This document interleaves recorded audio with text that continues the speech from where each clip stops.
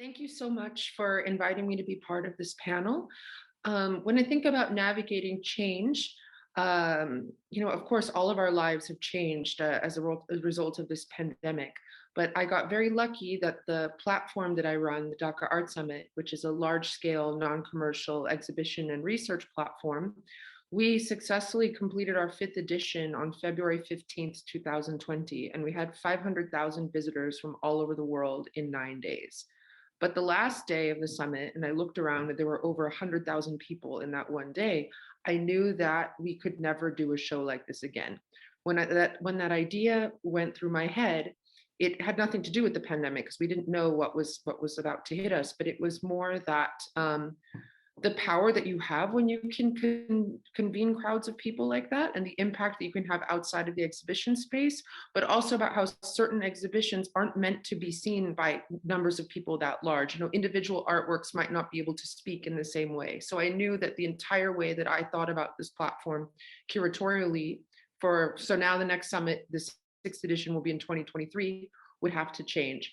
And I thought for this presentation, it would be interesting to take you through also how the summit changed across editions into what just finished in February 2020, when considering climate change and also who gets to speak, what networks are heard, and who actually experiences climate change. It's people who are grounded. It's not like the kind of biennial visitors that are floating around the world like I used to do, where you're not grounded. You don't understand how seasons dictate the way that you should or could be living, and the solutions that can be found with living seasonally, right? Seasons are part of nature, we are part of nature, and those things align for a reason. And this image here is a beautiful work, or an installation shot of a performance and installation by the Antwerp-based artist of Nigerian origin, Odubong Nikanga. Audubon spent about 6 weeks in Bangladesh preparing this, and the project is called Landversation. And she created these sculptural tables where people from the land connected to it, who work with healing, have discussions with the public about their relationship to land. And Audubon has done this project in Brazil, in Beirut, in China, and Nigeria is also a very flood-prone place, as is Bangladesh. And one of the insights that she had, which is fueling my thoughts toward Daca Art Summit 2023, was that in Bangladesh, people name their daughters, or a word or name that you can give a female child is bonna, which means flood. You wouldn't name a child earthquake or forest fire, but in Bangladesh, pre-colonization, people knew how to build for floods and to live with floods. It wasn't, of course, there are devastating things that happen with floods, but if there's a flood season, it's something you adjust for. It's something you live with. It's something you plan for. But if you're trying to make land as productive as possible to work on your own human timelines, a flood will be a problem. And I thought that was a really interesting shift in perspective, and how solutions, if I'll give you another example, there were some foreign NGOs that decided to help set up wells in Bangladesh. And the people didn't do research about the land, and the wells were shallow. And they created one of the world's largest arsenic poisoning problems because the wells weren't deep enough to avoid the arsenic levels in the land.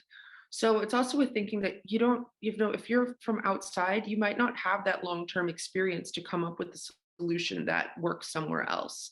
And I'll get into how that insight changed the way that Daca Art Summit looks and feels now. This is a slide from Daca Art Summit 2016. What you're seeing here is an aerial view of a show that so the summit happens in a government building called the Bangladesh Shilpakala Academy. It's a public building. It's the National Academy for Fine and Performing Arts. And we transform it. So we install for over a month for a show that went from 3 days to 4 days to what's now 9 days.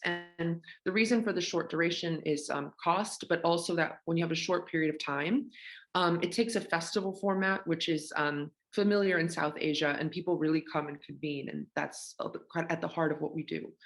But what you see here are lots of false white walls.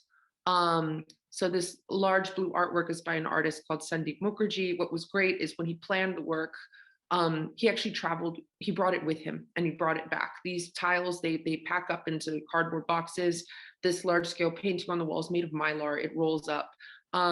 We have a really difficult time with shipping in Bangladesh. So we artists and we kind of create works to fill spaces with that in mind.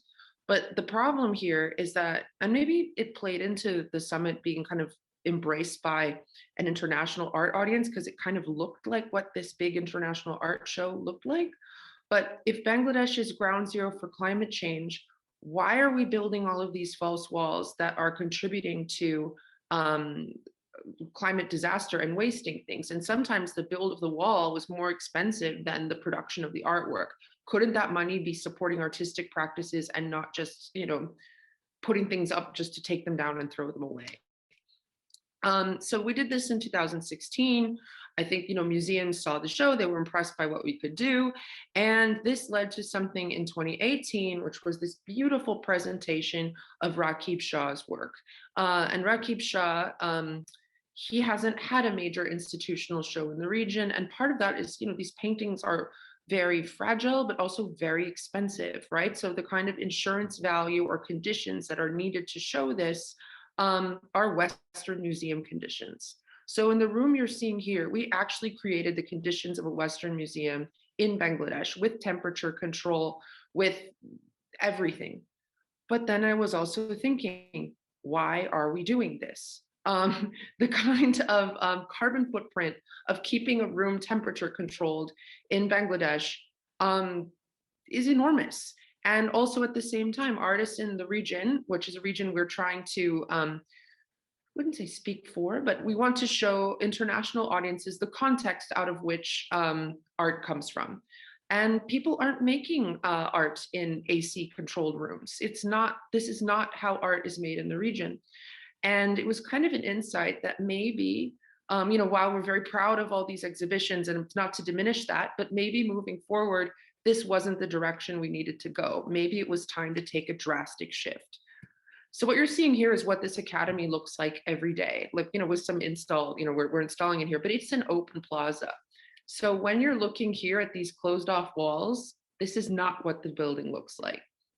And this was really, if you look at this from a Western perspective, how can you have a show in an open plaza, right? There's no temperature control, there's dust, there's noise, but that's the context.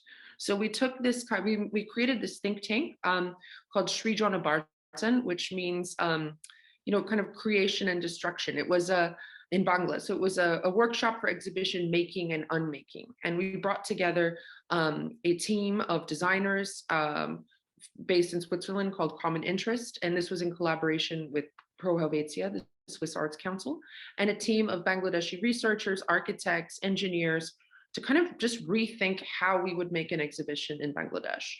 And what you're seeing here was a temporary wall structure. I'll have some better images later, but what you're seeing, the frame is painted bamboo, and the kind of large scale red poles that are hitting the top of the ceiling is rented scaffolding. So at the end of this, there was no waste. And the canvases that were kind of extended over these bamboo frameworks were artworks that could show somewhere else later. So we tried to put the resources and the time into the works, not into the architecture to hold those works that would just disappear. And our other mantra was that we wanted to leave the building better than when we entered it, so that it was kind of a public gesture. Even cleaning, right, is a maintenance that makes every other exhibition better. This is kind of what the outside looks like, but it's also important, the local audience, we want to transform this place that feels very familiar to them to another world, to make them also just, you can change mindsets that way. So this is what the space looks like, on an everyday basis. And this is how it transformed with this beautiful installation by the Argentine artist Adrian Villarrojas.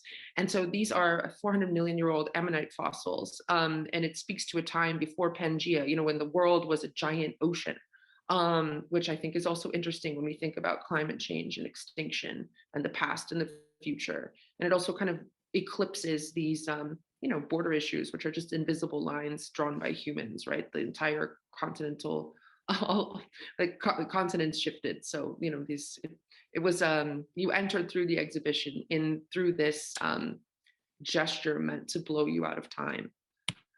So this is an image of kind of how we tried to think about this. So we built a model, and we're rather than trying to build rooms to place artworks in them, we placed artworks based on how they fit within the building, right? And so this was early on in the curatorial process. So, there were certain anchors. I'm not saying that there should be no connection between works and you only place things based on the space, but the space and how the work would sit in there ecologically was a concern as we were arranging the show. And it was also great to work collaboratively. So normally, like, there's kind of a hierarchy where like the curator tells the engineer or the exhibition designer or the architect what they want. Here we were kind of pushing back at each other, but really based on the works. So here you can see what this exhibition kind of looked like, and this is just the ground floor. There were many different kinds of artworks. We had over 500 participants in the summit. And when I say participant, it also means speaker or researcher. We didn't try to make a hierarchy between someone making art or someone building an institution where art could be created. We tried to look at everyone as a creative individual. But what you're seeing here is this giant cinema banner painting over this armature that I discussed, which is telling the history of Afro-Asia resistance movements, because they're similar, but because of the geographic distances, they rarely get to meet without Europe or America being the center convening point. So it was a privilege to convene this research in Bangladesh. And this kind of giant gazebo structure was a work by Taloy Havini, who's an artist from Bougainville, which had a referendum to become independent from Papua New Guinea and may be the next newest independent nation. Here's a shot from the top. And we kept the messiness of the building because that's the context. And this kind of, you're seeing these wires and branches hanging off the staircase. That became a giant stage for a performance by Korakrit. I'm very bad at pronouncing his name, but Korakrit had performers going up and down these stairs, and the architecture played into the work. Here you see we have so many people going through the space, feeling it in a different way. Here's an aerial view. So this sculpture also became a place for performance, and this performance here, if you look at the top, these symbols that Taloy Havini was using came from her community in Bougainville, and they tell encoded stories. But other cultures and indigenous cultures in Bangladesh have stories as well, which are related to climate change. So the performance hosted inside by Gidri Bali was looking at some of those histories. So we tried to connect people not based on their geography, but based on shared struggles, right? So maybe a farmer struggling in Chile could have more in common with a farmer struggling in Bangladesh than that Bangladeshi farmer would have with an art collecting elite. So we questioned, these connecting points and tried to make through the exhibition, I guess, points for people to meet and ideas and solutions for how you deal with the world's problems to arise. And here you just see this, you see the huge scale of people, like the building was just choked with people. And if we had tried to build walls and block off the Shilpa Kala Academy as we did here, the show could not circulate. So it was really just this kind of insight of circulation of people in and out of the building. Also the curatorial choice to leave these windows open so that art and life were not separate. And you could even make that point that you're bleeding in and out. That maybe the ideas and values you find in the show could make a movement outside of the venue.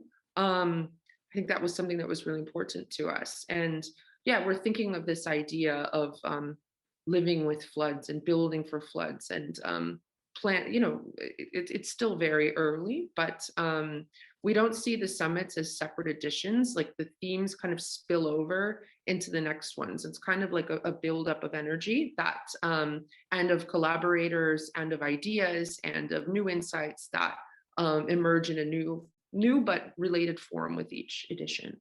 So I will leave you at that, and I look forward to hearing everyone else's presentation and having a discussion about it. Thank you. Firstly, thank you for inviting me to speak about my work and my thoughts about the past year and the changes that we've all kind of been seeing. And I guess I'll quickly give you an overview of my position and what the strands of work I am working on. So I guess until recently, I've predominantly worked as a freelance curator. My long-term project, Worm Art and Ecology, has been something that's really solidified my research focus on intersectional climate justice and how we kind of articulate these ideas through the creative practices and arts, but also foregrounding how to be in alignment with activism and on-the-ground work. More recently, in the past several months, I've had the chance to incubate a lot more and develop a research-based arts practice, which I'll speak a little bit more about.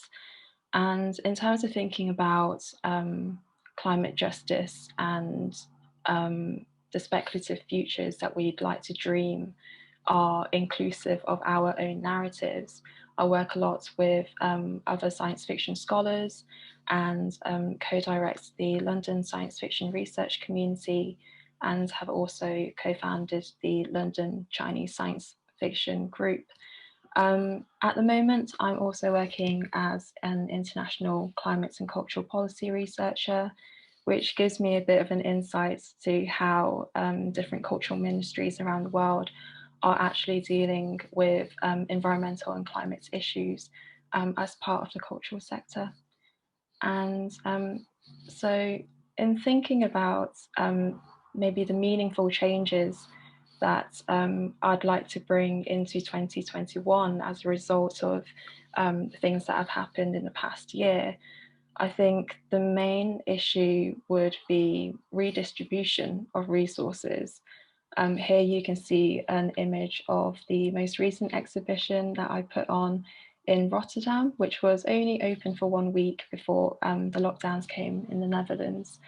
But with a lot of the in-person events that I had programmed as part of this wider exhibition experience being closed, I realized that what was really urgently needed was a redistribution of those funds to the local organizing and activist groups within Rotterdam, who have a much more long-standing commitment and network of mutual aid and community support that was very important and still is at the time.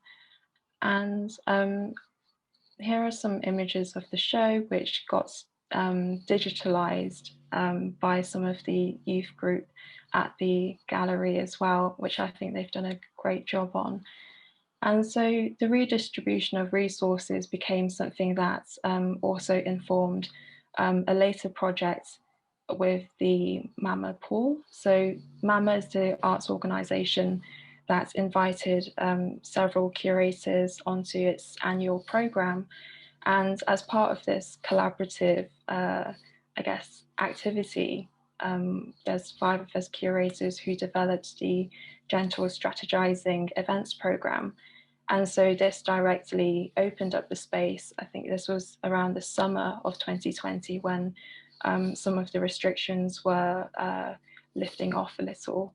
And gentle strategizing was a way to really foreground a pace that I guess the art world or the spaces that we move in don't necessarily nurture very much, and to really emphasize that redistributing money, time, and also the locale of the exhibition space for organizing groups to run their own activities, events, zine making, healing groups.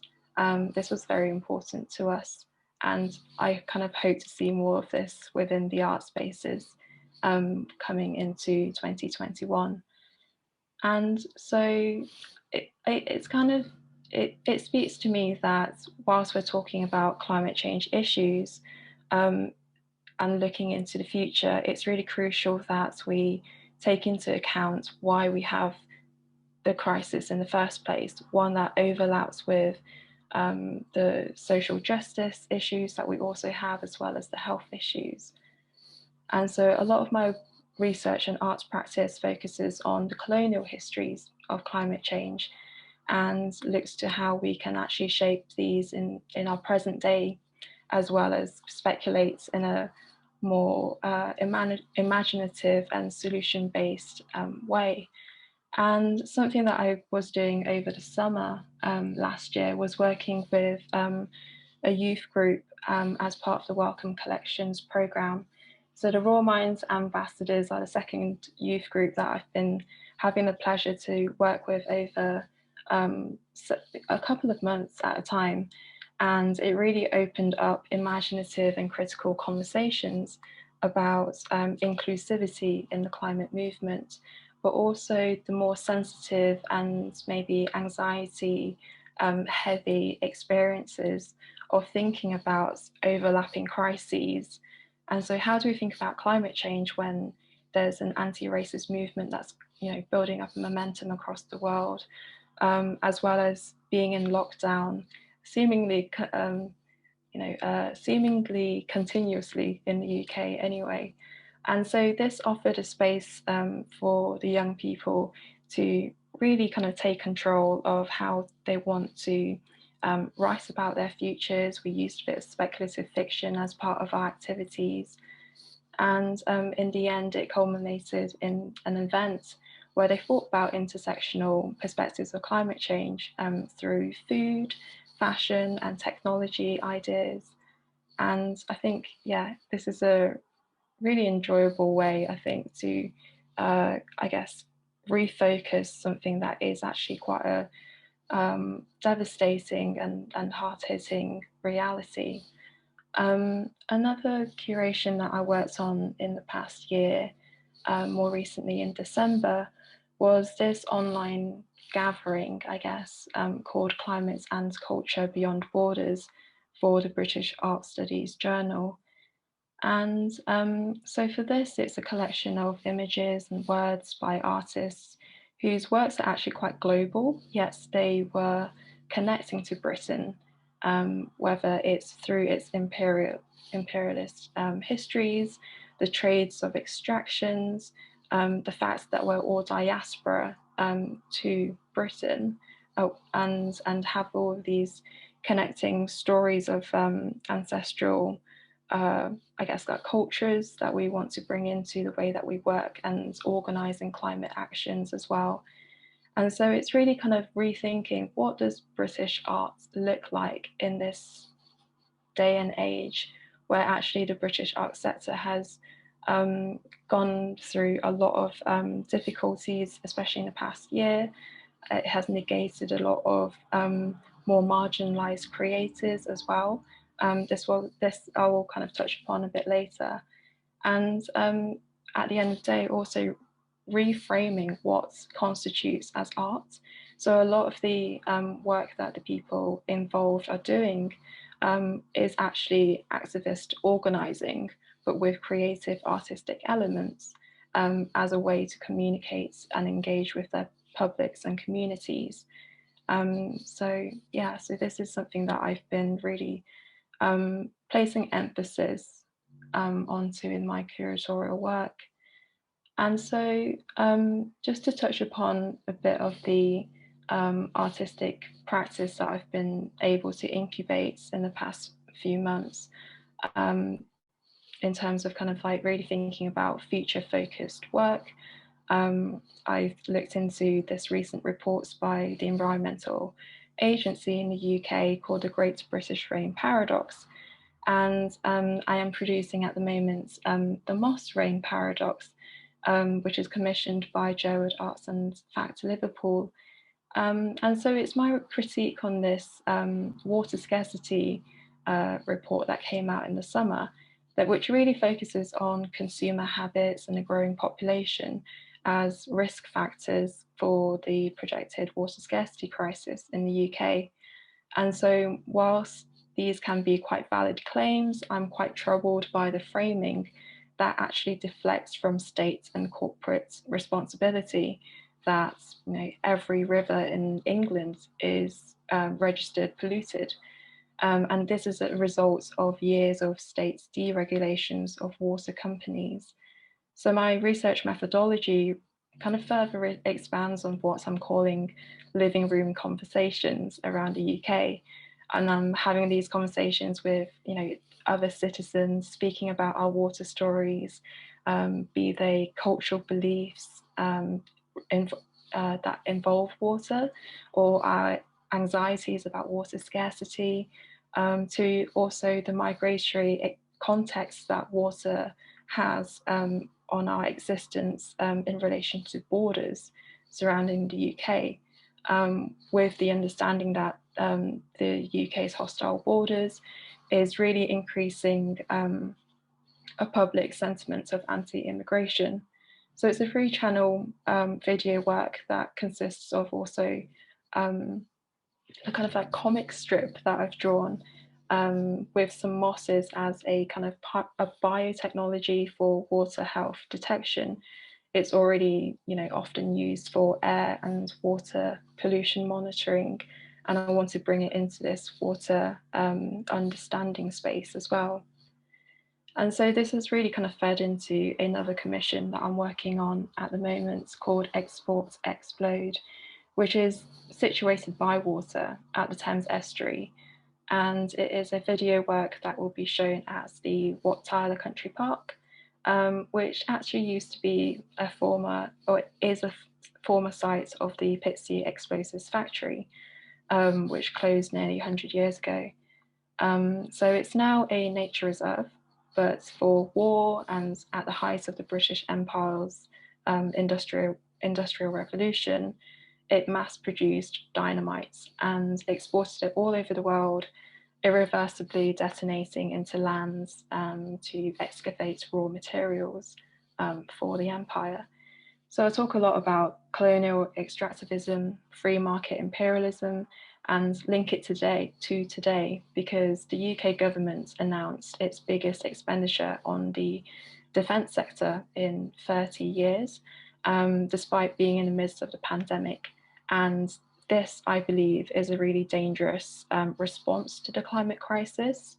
And also noting that this announcement came only 2 weeks after the government finally gave in to providing free school meals to children in poverty, which had been a year-long campaign. And so this brings me also to an upcoming environmental research residency I'll take on with Sonic Apps. And I'll look into the long-term environmental impacts of tear gas as a post-protest pollutant and how this actually further invigorates the cycle of violence, so that most social and climate vulnerable people around the world are actually forced to experience to begin with. And I guess in response to the cultural sector at large, with the financial impacts of the pandemic on the arts sector in the UK, the inequalities felt by art workers are even more apparent than before. And so this includes worsened job losses and insecurity, also the heightened green and social justice washing that we see in tokenizing the people and also the campaigns of systemically marginalized groups by larger institutions. And also, there's a growing competition for what's a marketized type of resource in the sector, which I do believe should be for public good. And so in resistance and also for change, there are incredible campaigns by unioned art workers and a group called Migrants in Culture, as well as many others. And also not to forget individuals who fight for equity within their workplaces on a daily basis. And so with several other arts practitioners as the Hypericum Working Group, I am co-writing a code of practice which foregrounds marginalised cultural workers. And I hope that regularly funded institutions will redistribute resources within and beyond their spaces, such as back into the communities of its precarious creators, as well as the locales that these galleries and museums are situated in. So we just need to remember that the arts must be inclusive to all. And I wrote about this in a short speculative fiction piece called The Blurred Events for the Alternative School of Economics upcoming publication. And just really trying to emphasize the sense of justice that drives hope, as well as clarity and organized action in light of these global changes. So thank you for your attention, and I'm excited to hear from other people as well. So, hello everyone. It's wonderful and really inspiring to be here today alongside such a wonderful artist. And it just shows us while we creating small universe, we can start and practice that change. So thank you for having me.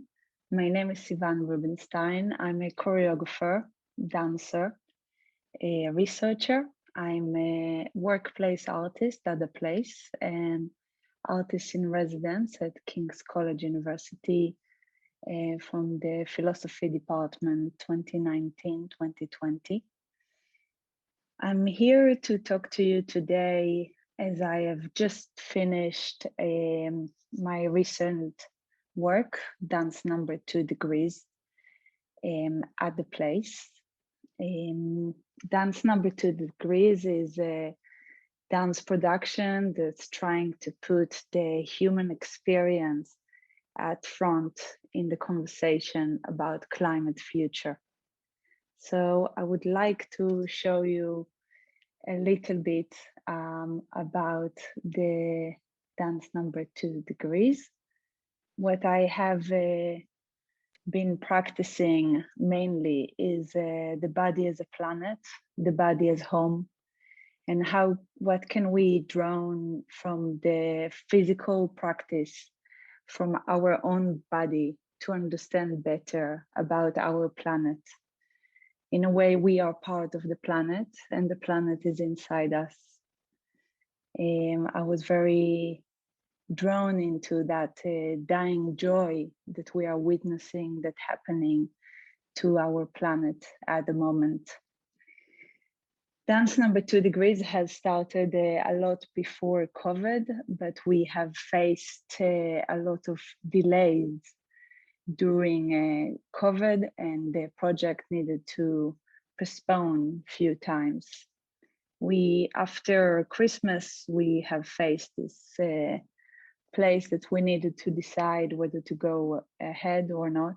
And we understood that we have this, I felt that I really want to go ahead because there is lots of artists that I want to give them that job and help the art come back alongside that emergency conversation that was so vibrating inside me.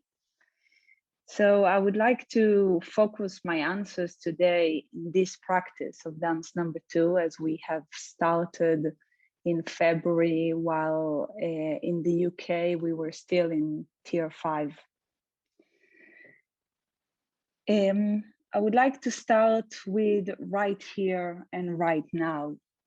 This for me is one of the main elements that helped me and drove me through this journey. We're talking a lot about the future, but sometimes we are not really present in this moment. If we will manage to change a lot right here, we would less need to change in the future. Many times we were facing this situation that the project wanted to come ahead and we were delaying the future because the present was in the COVID.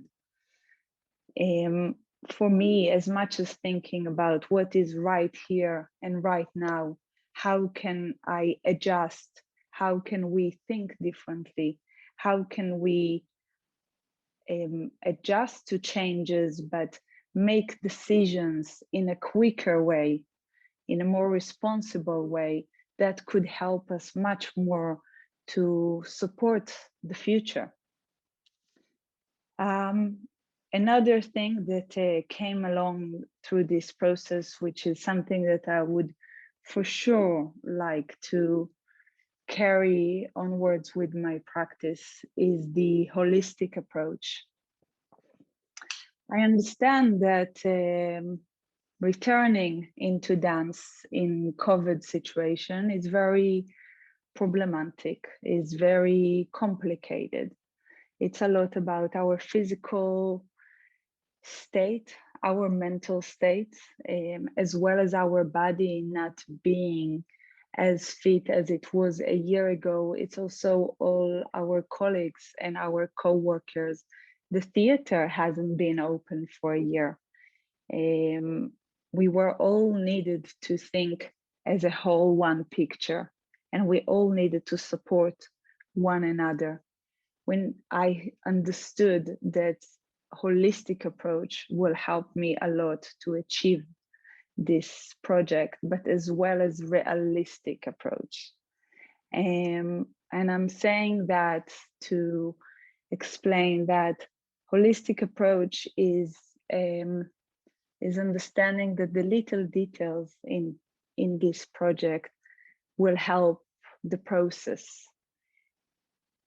It took me towards the understanding that the multidisciplinary is part of the holistic approach. The way that the lights comes with the dance, the way that we create the music while we're practicing our physicality, the way that we slowly, bit by bit, practicing our returning to dance, while the producers are also practicing their returning into the producing, while the building is slowly opening, the way that we are understanding our boundaries, our safety boundaries.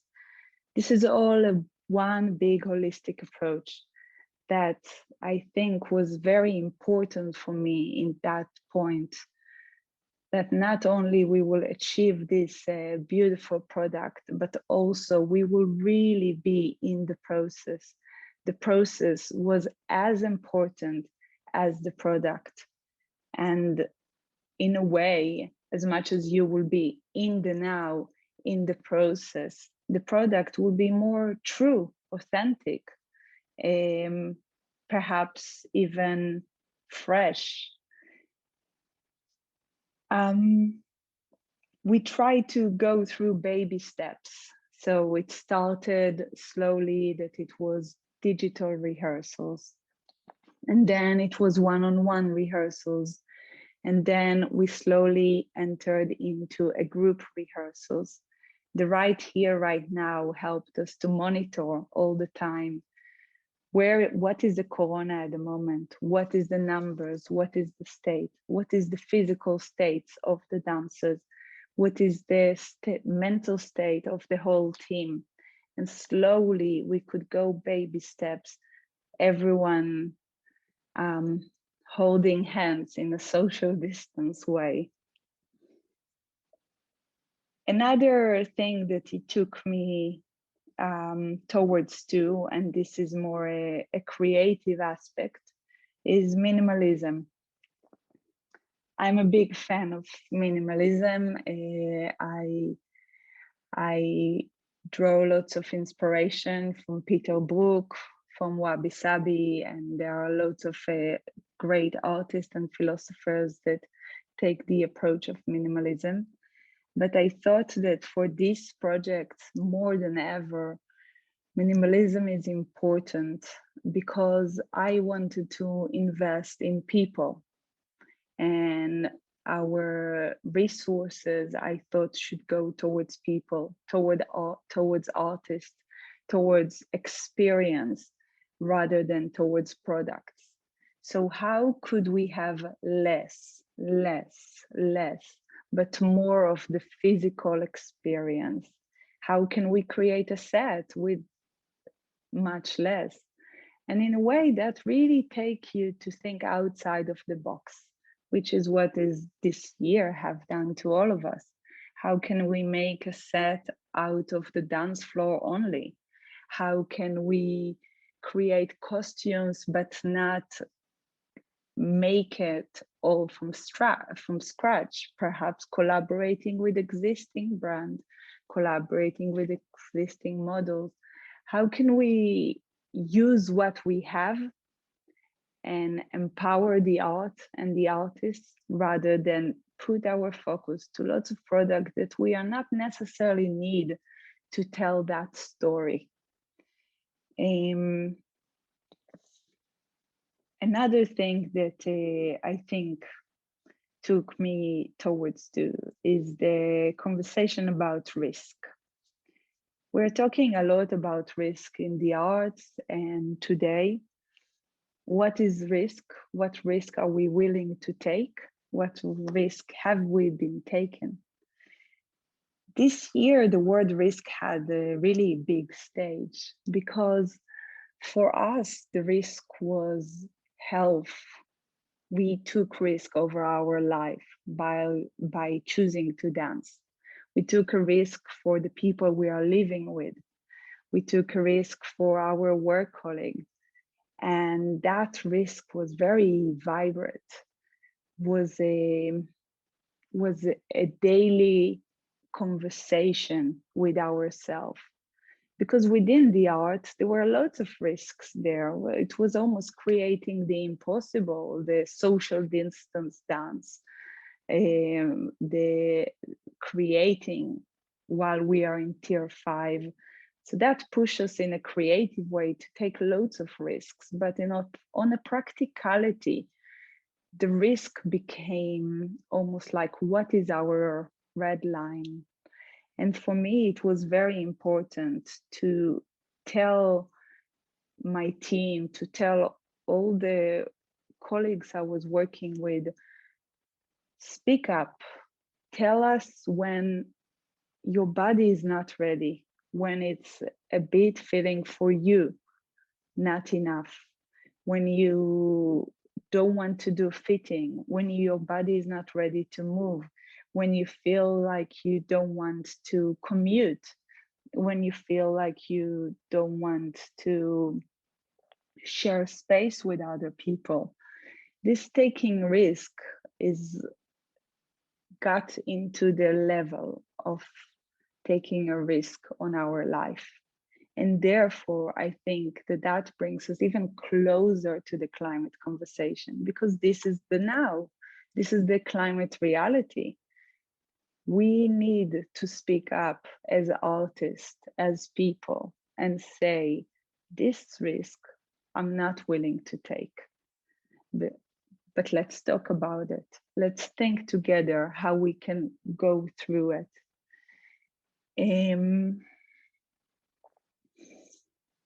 I think that at the end, we have tried to take this approach as a togetherness approach. It came together with so many fears and uncertainty that we really wanted to stay together as a collective, as a group, to support each other, to take jokes, to laugh together, and lighten up the room as much as we can, to make it even easier for us, to make it more supportive to each other and to be there for each other. And I think that was also in a way a survival tool for us all to go through it.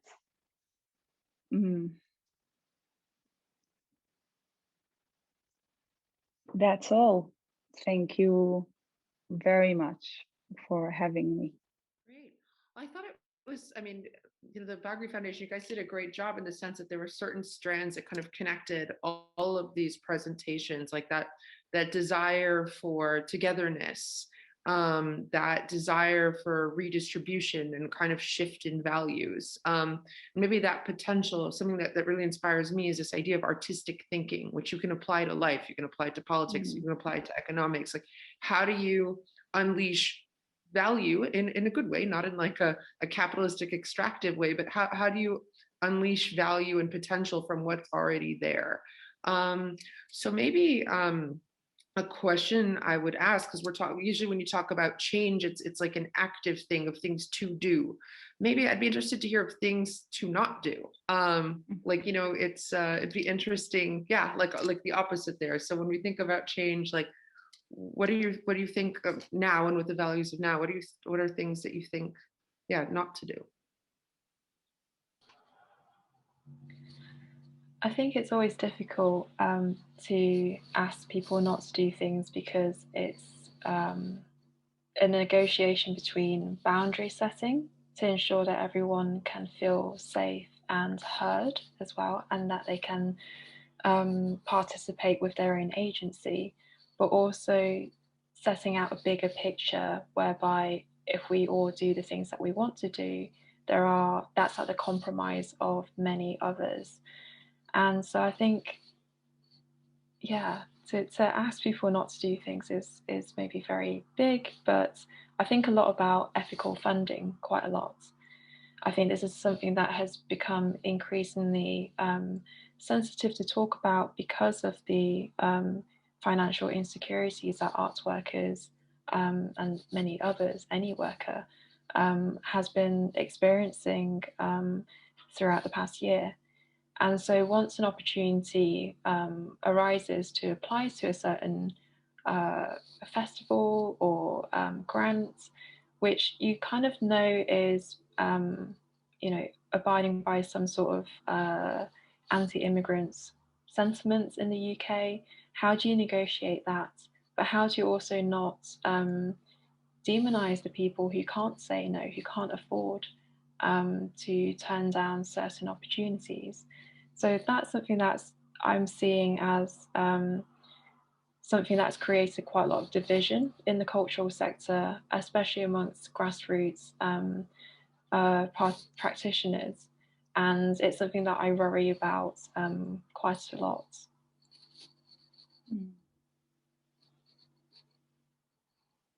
Yeah, I think it's a great question, and I really like, Angela, that you bring the immigration, diversity, the importance of voices in this conversation. I think it's so important for us to open up the conversation and work together. But I have been in a very interesting webinar at King's College, and they spoke there about climate communication. And there was a moment that really stuck with me, and it was about perhaps we could start spreading the word of what we are doing for climate, rather than telling each other off of what we should not do. Because there are so many ways to practice climate. It's within anything we do, as we all know here in this room. And we could practice it with our electricity, the supplier. We could practice it with waste food that we can order, with our diet, with our ethical clothing, with our commutes. And we could put it in so many strands in our life. But if we could just speak more of what we do, and then let people decide what they take from it, perhaps it could help us more to give people the choice of doing, and perhaps also the choice of stop doing. But I do agree, there is so many things that we should just stop doing. Agreed. Maybe another thing that you said, Sivan, that I thought was interesting. You were talking about supporting the future. It was like a phrase that came out. And I really love, I don't know if you guys have seen this book, but Celine Condorelli has this beautiful book about support structures, and how actually it's not something, you know, support structures are usually hidden, or you talked about scaffolding. It's something you don't want to hear or see, but actually they really hold things up. So I don't know, have there been like, and we all need support. And I think that's something we're also seeing in this pandemic time. Maybe it would be great to hear a bit for you guys about new forms of support structures or new ways in which you're looking at this from the vantage point of now. I have been working a lot to create this work with Generation Z, with groups of Generation Z in different universities, and with one specific precious group, Caroli Charity, which is learning disabilities dancers. And working with them was a big mission for me to uplift the young voices, to help the young voices speak up in a way, and to make them understand also that their voices matters, especially now, so much matters.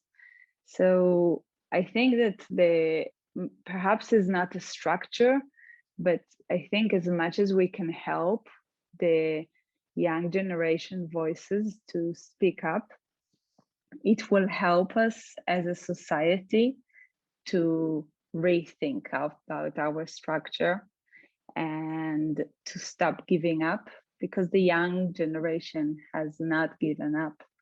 The older generation seems like starts slowly to give up. We take it for granted. We speak about climate change rather than we think all the time about climate change. And I think that I have hope that these new structures could come from those young voices. But also I have hope that now with this uncertainty life, it will push us to keep restructuring, to keep changing in reaction to the now, and to be able to be wild and adventurous, to take decisions quickly and make choices quickly, that not necessarily the one that was written in the book last year, and more in reaction to what the world and the people around us needs right now. That was a really good response. How do I follow on? Yeah, I definitely agree that reconstructing is really important so that adaptation is always reinvented to the specific moments that we're in. And at the same time, we also need to recognize that a lot of things that we're experiencing are actually cyclical.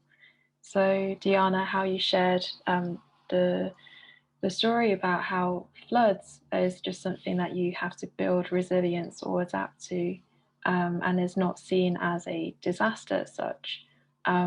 That's kind of something how we see the different overlapping crises that we're experiencing now. At the root of all of these, there are systemic issues that are, in a way, templates that have been attributed to each crisis. We're seeing the same marginalized demographics who have always been at the most risk, experiencing the most of the devastation throughout the racism, the health, and also the climate crises. So in a way, when I'm working with young people, and it does feel very overwhelming to address specifically one issue, when there are so many others that we feel that we need to simultaneously address at the same time, understanding that there's templates of supremacy, white supremacy, financial supremacy, these are things that are holding it all in place that we need to dismantle.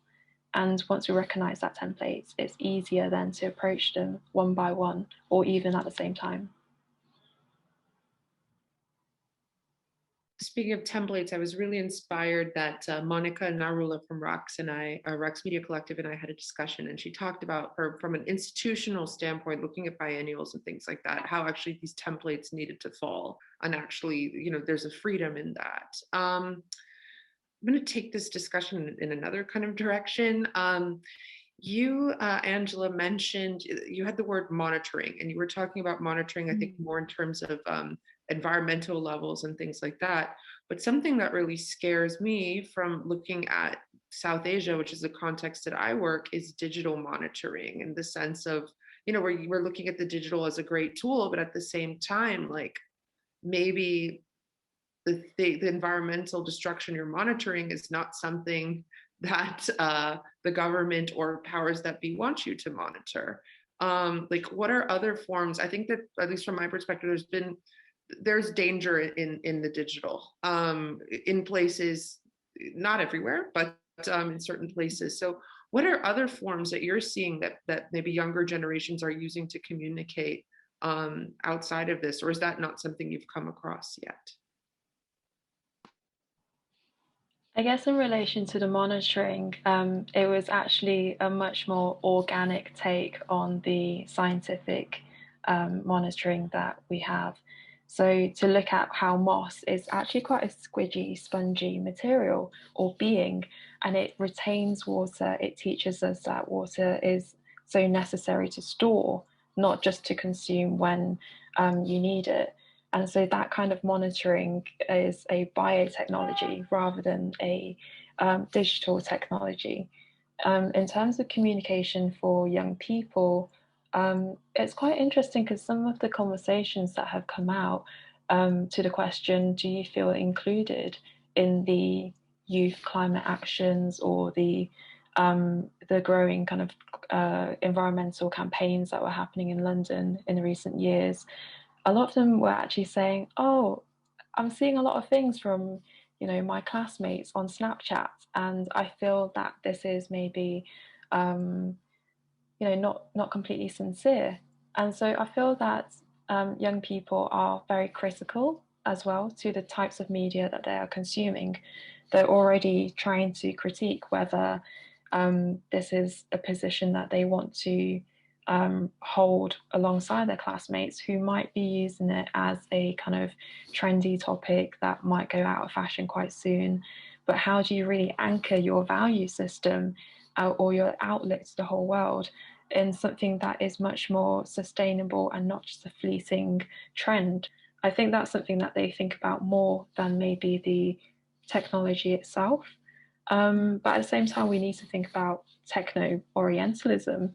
A lot of science fiction really kind of fetishizes an East Asian kind of adoption of like surveillance or even 5G, linking it to coronavirus. And now we see the kind of bodily violence effects on East Asian and East Asian appearing people through violent harassments. And so it's a really overlapping, interconnected issue that isn't just about climate change, and that's a really important thing to think about. Diana, you spoke about very interestingly about this.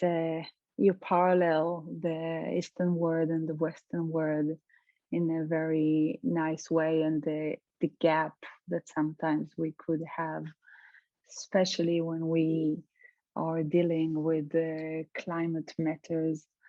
I wonder if you feel that this project helped you to bring the words a bit together, or helped you understand better how we could support each other in a better way, how we could, because it seems like you have worked also with the community in such a inspiring and beautiful way, but still there is something so far. Yeah, no, I know what you mean. I think part of it, like, so I'm biracial and I also grew up speaking different languages. And so I think it's a place where like you find yourself in between things, and that you see life as a kind of Venn diagram. You can't be either or, it doesn't exist like that. And I think also having that humility of understanding that different people can do things in different ways, and neither of them I already said one isn't necessarily better than the other, but seeing how these things can coexist. I don't know. I think it kind of came from that. And so my maternal family comes from this island called Guam, which is maybe 3 hours from Japan by flight. And it's tiny, tiny, tiny. I think it's like 138,000 people or something like that. But it's an interesting place to look at because it's if you look at the surface, it doesn't look like much, but it's actually its mountain is the tallest mountain in the world because it goes deepest into the sea. So it's also just, you know, from an early time having a different way of looking at things, and like their battle for language is a very similar battle for language that Bangladesh is having. And so I have a hard time with these kind of soft power funding structures for art and culture. So of course, like, you know, Bangladesh used to be British. They're, you know, the British Council, they're a huge supporter of what we do. So this is not anti-British Council. But if you only do projects that are British Council or Swiss Pro Helvetia or Goethe Institute supported, it supports a particular type of narrative when things could be so much more complex. So we're really lucky that we, you know, the Daca Art Summit is supported by a collector couple named Nadia and Rakib Samdani, who give me the autonomy to invite people from Nigeria, to invite people from Bougainville. We also got support from Australia for that, or people like the Bagri Foundation that also help enable things outside of something that's soft power or nationalism. So I think it's, yeah, it's really important, especially as funding structures start to constrict. If you just start making things to get, I don't know, I'm rambling, but like when you come up with an idea and you find the money, it's very different than coming up with ideas to get money. Yeah. Yeah. Yeah. That really resonates. And I think both of you speaking about how you want to put a lot more energy and resources in the work itself rather than, you know, the false walls or the kind of, the rushing of pace. As you said, Sivan, it's really important that you're valuing that process a lot more. Yeah, it's something that I've said through the whole way, and we just finished the show less than a week ago. So this is a very first fresh perspective, and I'm sure that in a few weeks I will speak differently. But I think that having a healthy process creates much healthier product, and maybe that's a new turn from this capitalism rationality, you know, just really be in the moment with the people. Yeah, that's really beautiful. I like, so in the sense of being in the moment, I need to pop into another Zoom window, but this was really wonderful. I'm looking forward to following your work, and yeah, let's keep in touch. Definitely. Thank you so much. It's been inspiring. Thank you. Bye.